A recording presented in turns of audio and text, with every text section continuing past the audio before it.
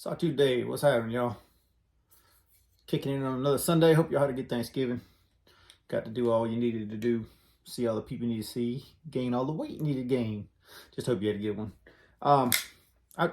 This is going to be kind of a brief one for me. I guess basically recapping some of the stuff that's been going on here lately. So with the sawtooths, y'all know that I'm starting to make scales. So I had 6 of them done. So just a quick brief to show you. Got Buzz Bob socks over there. There's a one that's just straight off the mill, not a whole lot, a little bit hand deburred done, but that's pretty much what they look like coming off the mill. And then I got these holes in the back right here. On a couple of them need to be enlarged just a little bit. I basically did them at the house, or did them at work from memory of what size it was, and then came back to the house and test fitted them all, and then all of them fit except for 2 of them. These 2 standoffs, these are all different. I'll show you briefly, I guess. These are all slightly different. So if you notice, this one of these pivots is a T15 instead of a T10. So there's basically different, versions of these. Slight variances in thicknesses and that sort of thing. In case you can't see, let me show you real quick. Oh, there she goes. Miss Socks was joining us for a second there. She didn't want to be on camera. She got the hell out. But anyway, as I was saying, slight variances and tolerances for the pivot and the standoffs, and also the stop pin. So I'm trying to make everything as tight as I can, but make it fit all the sawtooths, or all the generations of sawtooths, or versions, or whatever you want to call it, right? So I've got 6 of them basically machined out. 2 of them are good to go. I did I did sand. So I just basically deburred these, and then I sanded them to give a little bit different finish on these ones. I'll probably end up blasting them all. Now you come back up. All right, that's a big girl. All right, let's see if we can show her this time. That's my stray cat again. What you doing, stray cat? Huh? What you doing, stray girl? Anyway, I'll probably end up sandblasting all these. And sorry, I'm sticking my hand on the camera. Sorry, y'all. I'll probably end up sandblast them, or aluminum oxide blasting them all, and then tumbling them all. I talked to brother JD for EDC. He does a lot of the anno work. He's into the anno stuff. He's down with doing some anno work on them. So I think we're going to try to do a collaboration. And if some of you guys, be careful there, big girl. If some of you guys want to get one that's anodized a certain color or something like that, let me know what color you're thinking. I know some people are really into the anno stuff. I'm more of the plain, simple kind of thing. So for me, I like the DLC, and then I like the other, just the plain style tie. This is the stock. This is a stock finish. I can't really match that finish. Like, it's kind of a glossy, stonewashy kind of finish. And this is kind of like sort of my bead blast stonewash. So you see that this is actually done in a different way, but you can see this finishes are slightly different. There's just no way I can match that stock finish. And then to match everybody else's knife, I don't know if I can or not. So what I'm kind of thinking about doing is just offering a service of, if you send me your knife, I can blast, stonewash, make it all look the same if you want. And if you don't, that's fine too. So that pretty much sums it up. I'm still in the mid process of that, backspaces after that, and then I'll probably do 6 more scales hopefully this week, and then have like 12, and then I'll just stop there and see who wants to buy them and who don't buy them. And I don't want to put a ton of money into that, because that's probably $300 worth of material sitting right there. So I don't want to keep making material if people ain't gonna buy them, right? Got 7 people that say they're interested in them, so I figured double that at the most, but we'll see. I don't know. Still got Steve's knives. We and him talked the other day, and I did customize his Incosi a little bit. Well, I mean, it depends on how you look at it, but I'm gonna let him do the reveal on it. But I still got the POW heater. I did a video on this one and the TYR Wills Romano, and those are gonna come out next. Probably right after this. Right after I post this, and it'll probably come out. If you're not really interested in those 2 knives, ain't no reason to watch it. It's less personality, more about just the knives. As I was realizing, I'm an idiot, I guess, but I don't ever label my videos where people can search for a certain knife. So I'm going to start doing that kind of thing, and as I have time, just post them up separately. So it's not like a normal ramble that we've come to expect. It's more or less personal and more about the knife. But even though, I can't do a video and not put some kind of personality, right? You know what I'm saying? It's just more about the knife on that one. So, I guess it's been a few weeks now. I'll let Rick that Old Dominion Chupacabra. It's not even in here. And when he sent it back, he wanted to send one back for me to check out too, which is cool as fuck. And Rick's bought a couple for me. You know, we've talked a little bit back and forth, but we're not like buddy buddies, which is really cool. I mean, I'm definitely cool with lending stuff out. But he sent this Sherbakov. That's it. Sherbakov Wolf. And it's a pretty good size knife. It's a pretty good big knife. There is no pockets on this side other than where they milled the wolf prints out of it. On this side, there's a considerable amount of relief on the inside, which is my dislike of this knife. Probably the only one I can really think of.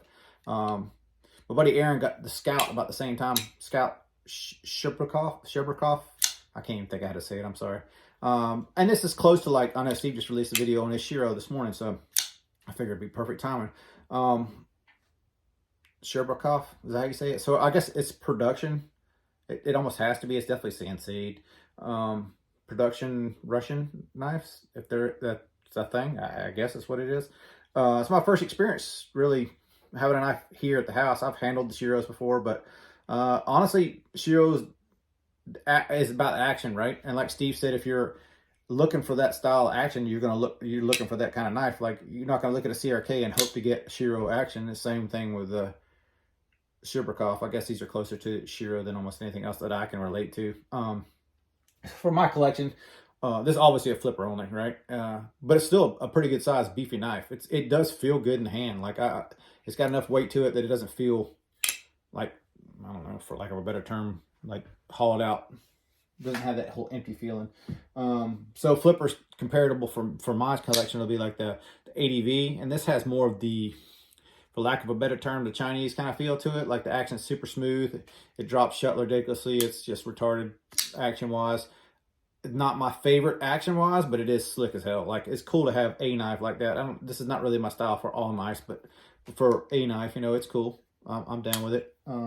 But that's saying mainly using it for a flipper tab. This also has the fuller too. That Wolf does not have that fuller.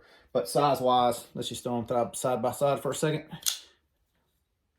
So you can see that way bigger. This Wolf is way bigger than the ADV is. And even thickness wise, you know, the ADV is a decent amount thicker, but not where it's like night and day difference in the hand. Like, it's still a decent size knife. I guess the closest thing I got production wise and otherwise is probably going to be an XM24. So looking at those, you see that 24 is a little bit chunkier, but it's the Sherbakov. There you go. Sherbakov is a good bit thinner and longer. But the Hinder's definitely got that same kind of, it's all different, man. You know, like, I don't know who I heard say the other day, like, after you've handled quite a few knives have a different feel to them. Like, American knives have a different feel than Chinese knives. Well, I have to say that I think these Russian knives have a different feel to them as well. Like, they definitely don't feel the same. I can't put a finger on, but I don't know of any American knife that feels like this, and I can't think of a Chinese knife that also feels like this. So it's just got a unique feel to it, which is kind of cool. I'm glad that there is a difference in either machining or talent or parts that kind of differentiate the American versus Chinese versus Russian. It's kind of a neat little feature, and this is the first time I've had a chance to kind of compare these. And I'm saying that the ADV's Chinese feel, but according to Andre de Villiers, when I bought that, it's made in South Africa. It feels Chinese to me. I don't know if it is or it ain't. It might be a Hoback situation where they say it is one thing and it's something else, but neither here nor there. Little jab at Hoback. Sorry about that, buddy. But a cool knife, and I'd actually consider having one of these in my collection. Like, it's a really cool knife. This one does not look like it's been used. If Rick has used it, he takes tremendous care of his knives. I would say it probably, I'm guessing if it's been used slightly, very so slightly. So I'm reluctant to take it out of my house and use it because I'm kind of a heathen, and I'll probably scratch it up. Ask Steve. Just kidding, man. It just seems like every time I go into Steve's knives, I end up doing something to it. But I'll make it right at the end. But it always seems like I always have issues with that guy's knife. I don't know why, man. Like, I don't know, man. Something about it. We're gonna keep this one short. Like I said, there's gonna be another video. I'll probably drop a couple, actually. I don't know. We'll see what happens. I'm gonna try to record them tonight. I'm still feeling fat and lazy, you know. I think I'm gonna grill a steak out, maybe eat a pecan pie or something, and just enjoy the rest of the weekend, man. So hope y'all had a good weekend. Ewan's Edge wasn't able to make it today. I haven't talked to him yet, but obviously he's not here. I'm hoping maybe we can get him here next weekend, because I think, I'm not 100% sure, but I think the Knife Lives thing is heading this direction, and I got one of the packers heading this direction that probably be here next week too. It'd be cool to have him like guest spot in. Like, I'd love to have him sit right here and kind of shoot the shit with me as we're unboxing it and kind of doing it live video sort of thing, I guess. Well, we'll see what happens. If he's available, I'd love to have him. If not, then, you know, I'll do my thing. Anything else popping up that I'm thinking of? The guys that are interested in those scales, I'm probably going to try to finish them my way first, and then I'll probably offer them for scale if you want, or offer them for sale, if I can speak. But if you got a specific finish that you want on them, and you know you'd rather have it raw, or you'd rather send it to your favorite person to have it modded or something like that, or anodized, or however you want it done, let me know. Other than that, I'm just going to finish them, and then we'll sell them all at the end. Call it for this week. Y'all have a good week. See you next week. Later.